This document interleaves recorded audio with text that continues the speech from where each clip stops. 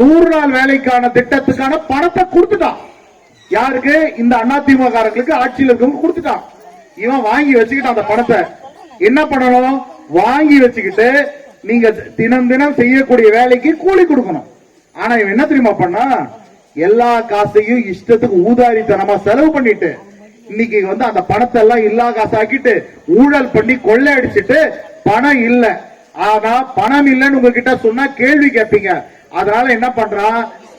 30 நாள் கொடுக்க முடியாது, 100 நாள் கொடுக்க முடியாது, 2 நாள் 3 நாள் உங்களை வேலை செய்ய சொல்லிட்டு அதுக்கும் பாத்தீங்கன்னா மீட்டர் வச்சு அளந்து பார்த்துட்டு கலைஞர் கொண்டு வந்த திட்டம் முழு சம்பளமும் உங்களுக்கு போய் சேரணும்னு நினைச்சாரு. அது இல்லாம போயிடுச்சு. இப்போ நான் உங்களுக்கு சொல்றேன், 4 மாத காலத்துக்கு பின்பு மீண்டும் தமிழக சட்டமன்றத்துக்கு தேர்தல் வரப்போகுது. அந்த தேர்தல்ல நீங்கள் எல்லாம் சிந்தாமல் சிதறாமல், தாய்மார்களே சிந்தாமல் சிதறாமல் உதயசூரியனுக்கு வாக்களி. 100 நாள் வேலை திட்டம் 150 நாட்களுக்கு அதிகமாக்கி சம்பளத்தையும் உயர்த்தி கொடுப்பாரு தளபதி ஸ்டாலின் முதலமைச்சர் ஆன உடனே. நீங்க செய்வீங்களா? 300 நாளா மாற்றி அமைச்சர் சொல்லியிருக்காரு. கண்டிப்பாக திமுக ஆட்சிக்காக வந்தோன்னா இது நடக்கும். ஆனா இது என்ன காரணம் தெரியுமா? மேல கொடுக்கிற மத்திய சர்க்கார் கொடுக்கிற பணத்தை அப்படியே கொடுங்க. ஏன் அதுல போய் கை வைக்கிற? இது நகரத்துக்கு கிடையாது. நீங்க 100 நாள் வேலை திட்டத்தை பத்தி கொஞ்சம் புரிஞ்சுக்கணும். இந்த 100 நாள் வேலை திட்டம்ன்றது வெறும் கிராமத்துக்கு மட்டும்தான், நகரத்துக்கு கிடையாது. அது மட்டும் இல்ல, இந்த பென்ஷன் கொடுக்கறாங்க, முதியோர் பென்ஷன் கொடுக்கறாங்க. அதுல ஒரு குளறுபடி நடக்குது பாரு. கலைஞர் கொடுத்தாருங்க அதிகம். அந்த திட்டத்தையும் கொண்டு வந்தது அந்த மகராசன் கலைஞர் தாங்க. அவர் என்ன பண்ணாரு? ஏழை பெண்களுக்கு, ஆதரவு இல்லாத பெண்களுக்கு காசு கையில இல்லைன்னா, ஒரு மாத்து துணி வாங்குறது கூட வக்கு இல்லைன்னா, அட கொஞ்சம் பணம் கொடுப்பா அவங்க கையில, அவங்க மருந்து வாங்கிக்கிட்டோம், ஒரு மாத்து சேலை வாங்கிக்கிட்டோம் ஆசைப்பட்டு அவங்களுக்கு பாவம், அவங்களால 100 நாள் வேலை திட்டத்துக்கும் போக முடியாது. வயசான பெண்களுக்காக, ஆதரவு இல்லாத பெண்களுக்காக கொடுத்தார். பாவமா கொடுத்தார் அந்த பெரிய மனுஷன் கலைஞர், மனசாட்சி உள்ள மனுஷன். ஆனா இன்னைக்கு என்ன தெரியுமா நடக்குது?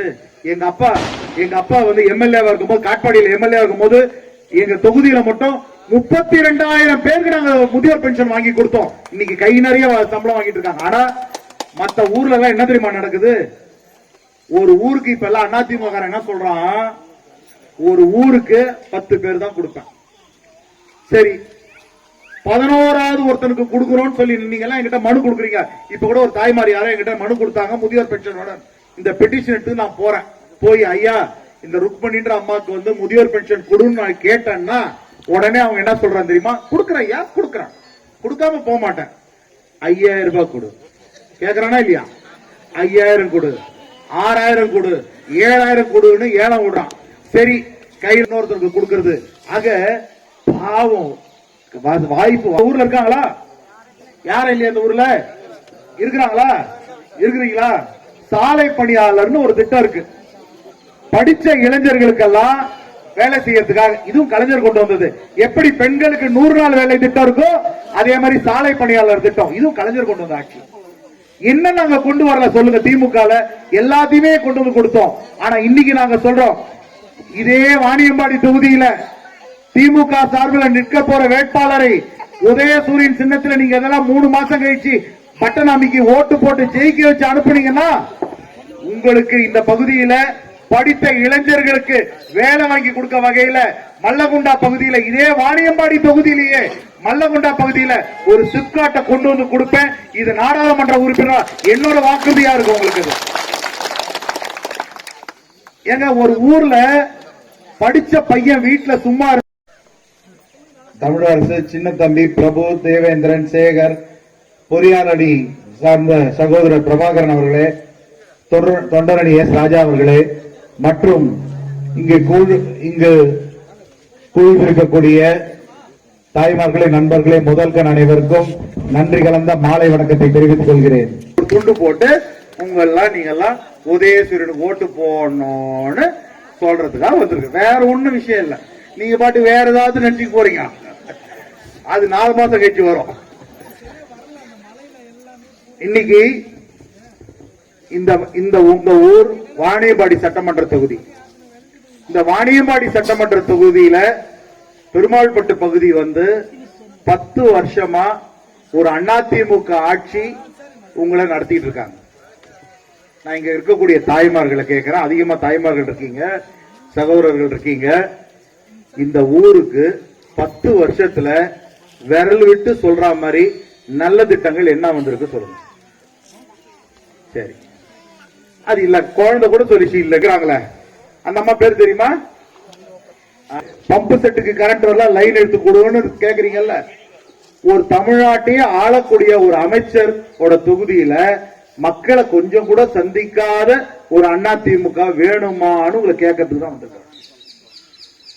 ஆக ஓட்டு போட்ட மக்களை ஓட்டு போடுற மக்கள் கடவுள் மாதிரி. எங்க அப்பா 10 முறை எம்எல்ஏ நிக்கிறாங்க காட்பாடி தொகுதியில. எங்க அப்பா துரைமுருகன் கடவுளா நினைச்சு, அந்த தொகுதியை கோயிலா நினைச்சு வழிபடுறவங்க. அவங்க என்ன சொன்னாலும் சரி, அவங்க அம்மா அப்பா பொண்டாட்டி புள்ள நாங்கெல்லாம் தனி. தொகுதி மக்கள்னா தான் எது ஒண்ணுமே நடக்கும். மக்களுக்கு ஒண்ணு வேணும்னா அதை முதல்ல செஞ்சு கொடுக்கிறவர் தான் ஒரு சட்டமன்ற உறுப்பினரா இருக்க முடியும், எம்எல்ஏவா இருக்க முடியும், மந்திரியா இருக்க முடியும், எதுவானா இருக்க முடியும்னு கண்டிப்பா நம்புறவங்க அவங்க. ஏன்னா அவங்க கலைஞரோட வளர்ப்பு அப்படி. ஆனா இந்த அதிமுக ஆட்சியில ஓட்டு போட்ட மக்களையும் இப்ப திரும்பி பாக்குறது இல்ல, ஓட்டு போடாம தேர்ந்தெடுக்கப்பட்ட முதலமைச்சரும் திரும்பி பாக்குறது இல்ல. இந்த மாதிரி ஒரு கேடுகட்ட ஆட்சி நடந்துகிட்டு இருக்கீங்க. என் வீட்டுல படிச்சுட்டு பையன் சும்மா கிடக்குறான், அவனுக்கு முதல்ல ஒரு வேலை வாங்கி கொடுன்னு தானே கேட்பீங்க. என் வீட்டுக்கார் இன்னும் ஒரு 3 மாசமா வேலைக்கே போல, எங்க இருந்த வேலையில எடுத்துட்டாங்க, வீட்டுல கஷ்டமா இருக்கு, என் வீட்டுக்காருக்கு ஒரு வேலை வாங்கி கொடு, ஒரு வேலைக்கு ஏற்பாடு பண்ணி, இதை தானே கேட்பீங்க. சும்மா மாசம் 5000 ரூபாய் கொடுங்க கேட்பீங்க. நான் கேட்கிறேன், ஏன்னா தமிழ்நாட்டு பெண்கள் எல்லாம் தன்மானம் உள்ளவர்கள். சும்மா ஒரு பொருளை கொடுத்தா வாங்க மாட்டாங்க, உழைத்து வாழ கத்துக்கொண்டவர்கள் தான் தமிழ்நாட்டு பெண்கள். அப்பேற்பட்ட மேம்பட்ட தமிழ்நாட்டு பெண்கள் கலைஞர் நினைச்சார். 10 வருஷம் 5 வருஷத்துக்கு முன்னாடி திமுக ஆட்சி இருந்தது, கலைஞர் அவர்கள் முதலமைச்சராக இருந்தார், பொற்கால ஆட்சி. அந்த ஆட்சியில கொண்டு வந்த திட்டங்கள் தான் இன்னைக்கு நடந்துகிட்டு இருக்குது. ஒரு ரோடுகளும் போடுறாங்க. அண்ணா மறுமலர்ச்சி திட்ட சாலை, அவரு போட்ட சாலைகள் தானே கிராமத்துல இன்னைக்கும் இருக்கு. அவர் கட்டி கொடுத்த நீர்த்தேக்க தொட்டிகள் தானே இன்னைக்கும் இருக்கு. அவர் கட்டி கொடுத்த அணைகள் தானே இன்னைக்கும் இருக்கு. ஆனா ஒரு கால்வாய கூட இந்த பகுதியில் இருக்கிற கால்வாயை தூர்வாருன்னதே கிடையாது.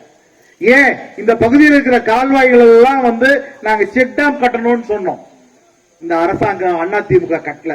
ஆனா கலைஞர் கட்டி கொடுத்திருக்காரு. மோர்தான் அணை, ராஜா தோப்பு அணை, ஆண்டியப்படும் அணைகள், எத்தனையோ அணைகள் கட்டி கொடுத்திருக்கிறார். ஆனா எந்த வேலையுமே நடக்கல. ஏன்?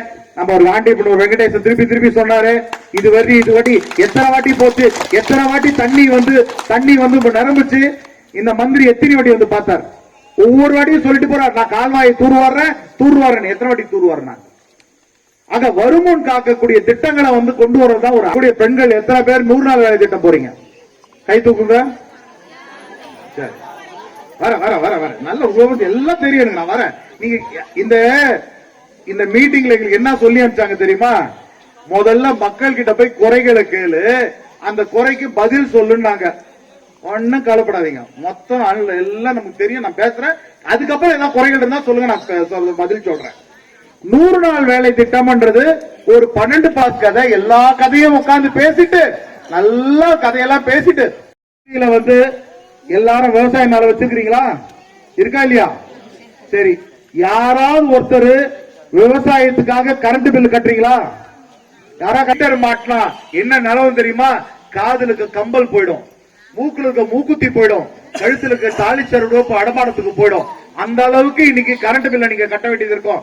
ஆனா அவ்வளவு தண்ணி எடுத்து மீட்டர் எலக்ட்ரிசிட்டி போர்டு கட்டி நீங்க அதுக்கு மேல விவசாயம் பண்ணி அதுக்கு மேல நமக்கு லாபம் வந்துருமா சொல்லுங்க? தயவு செய்து தாய்மார்களை கேட்கிறேன், உங்க வீடு நல்லா இருக்கணும்னா, உங்க குழந்தை குட்டிகள் நல்லா இருக்கணும்னா, ஒரு சமுதாயம் உங்களுக்கு பின்னாடி வரக்கூடிய சமுதாயம் தலை நிமிர்ந்து நிக்கணும்னா, தமிழனா வாழணும்னா, உங்க வீட்டு ஆண்களும் பெண்களும் சரி தன்மானத்தோட வாழணும்னா கர்ம கொடுக்கிறோம். எங்களை ஏமாத்த பார்க்கிறோம்.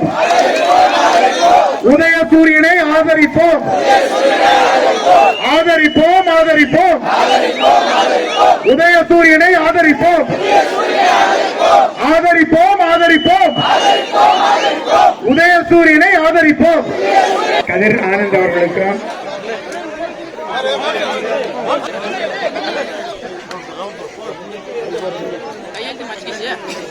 பெண்கள் தானே விட்டு இப்ப எனக்கு ஒரு அந்த